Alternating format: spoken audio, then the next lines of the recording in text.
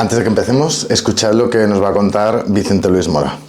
¿Cuánto tiempo hace que no te asombras leyendo un libro? ¿Qué cuánto hace que no te asombrabas leyendo una novela, un poemario, mirando una película, una serie, viendo una pintura, cualquier cosa?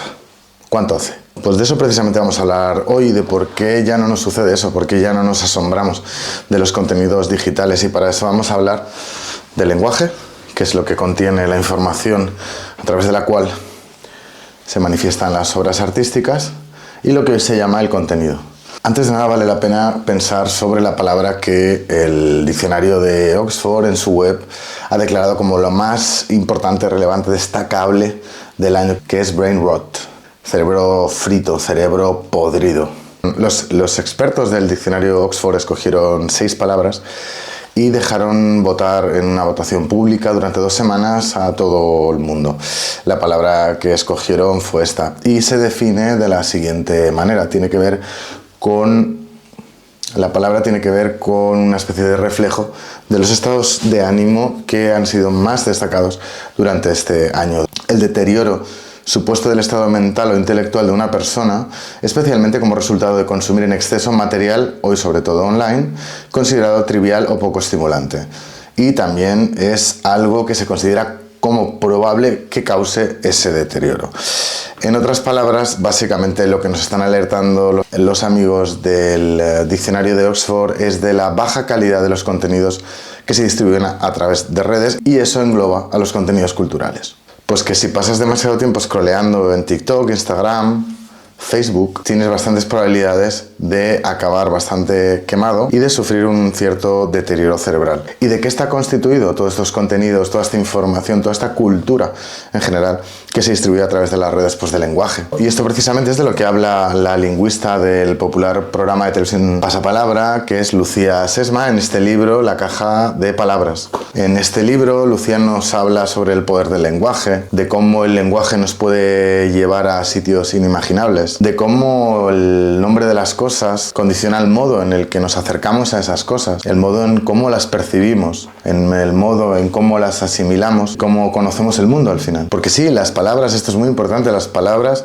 no significan lo mismo en cada sitio, depende del contexto, significan unas cosas u otras. Y esto al final, ¿qué es? Esto es la forma en la que a las ideas se les da salida. Dice Lucía Sesma una cosa muy importante en este libro. Las palabras pican, y dice, unas anestesian, otras escuecen y otras matan, pero todas dejan su aguijón. Dice Lucía Sesma, cualquier expresión tiene consecuencias en aquel que emita un mensaje y en quien lo recibe como mínimo. Lo que pasa es que esto, aun siendo verdad, cada vez lo es menos, porque los cerebros, como hemos dicho, están fritos, porque cada vez el lenguaje es más pobre, es más banal lo que se comunica, es más neutro. Escuchad un segundo lo que dijo el otro día Vicente Luis Mora en la conferencia inaugural del Máster de Escritura Creativa de la Universidad de Sevilla. El resultado de entender que la escritura es algo emocional, que debe de conmocionar al lector, que debe de emocionar, que la lectura tiene que ser una experiencia muy viva, de enganche y tal. ¿Cuál es el resultado al final de esos textos? Baja intensidad estética, coloquialismo, silogismo deductivo a la hora de organizar el pensamiento de la novela, claridad comercial, confusión entre el aforismo y la autoayuda, es decir, abaratamiento, achatamiento, rebajamiento y, en general, devaluación de la obra, en aras de obtener un objetivo con ella. Pues esto que dice Vicente Luis Mora, y él lo aplica a la literatura, es aplicable al arte y a la cultura en general, y es lo que hoy venimos a llamar contenido. Dice Kyle Chaika en este libro Mundo Filtro que desgraciadamente la vara de medir que se utiliza hoy día para juzgar la cultura es la mera atención, el entretenimiento, pues. Y esto nos lleva inevitablemente al 2014 y a la formulación del pintor y crítico Walter Robinson, cuando se refería a una tendencia que sigue imperando actualmente, que es el formalismo zombie. Él hablaba de un expresionismo abstracto, desprovisto de emoción y de grandeza, lienzos de pinceladas pastosas, de frías monocromías. ¿Os suena? Cuando estáis haciendo scroll en TikTok, Instagram, Facebook, todo se parece, todo es igual. Los creadores de contenido son indistinguibles. Todo está igualmente montado, el etalonaje es igual, los colores, el ritmo, las canciones, todo es lo mismo. Pasamos y somos incapaces de recordar lo que hemos visto. Así que acordaros otra vez de aquello que ha dicho Vicente Luis Mora al principio, porque el asombro no es una emoción, esto lo dice también Vicente Luis Mora en esa conferencia. El asombro es un acontecimiento. Y aquí vale la pena recordar una frase de Hermann Brock que decía: un nuevo conocimiento no puede ser apresado sino en una nueva forma.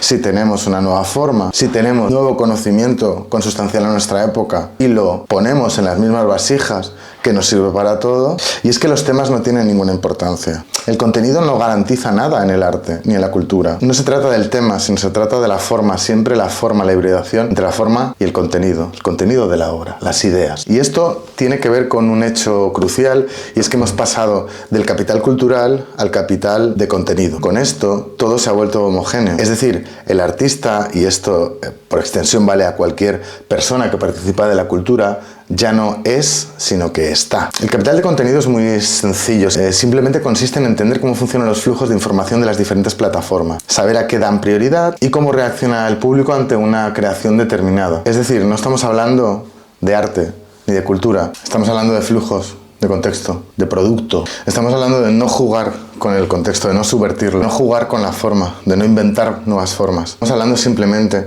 de adaptarnos al contexto y a las formas que nos están imponiendo las grandes multinacionales globales de Silicon Valley. Y todo esto nos lleva a Contenido, la novela de Carlo Padial, que está basada en la historia real de una de estas máquinas de crear contenido, Playground, ya extinta a día de hoy.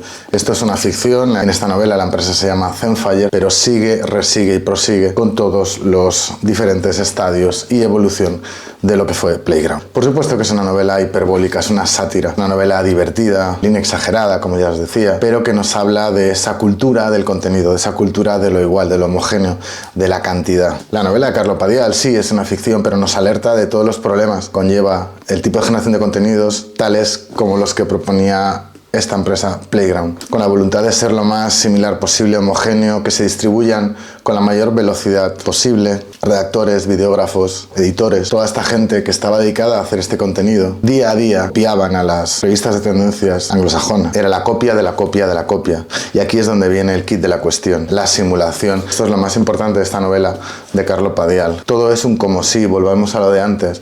El artista que ya no es, sino que está. Las cosas que no son, sino que parecen. Dice Carlo Padial, en esta empresa llevamos la teoría de la simulación a su máxima práctica. ¿Y esto por qué? Dice también Carlo Padial en este libro. Porque la gente no comparte lo que no conoce, la gente comparte lo igual. Y aquí está el kit de la cuestión de todo.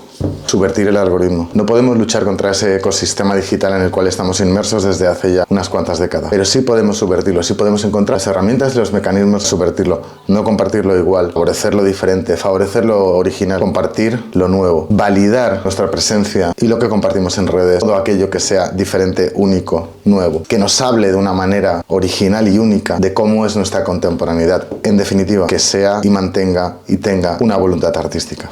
Porque como decía Alan Pauls, citado por Vicente Luis Mora, que todo sea hoy día contenido significa que la forma ya no es relevante ni es pertinente. Apostemos pues formas nuevas. Está en tu mano.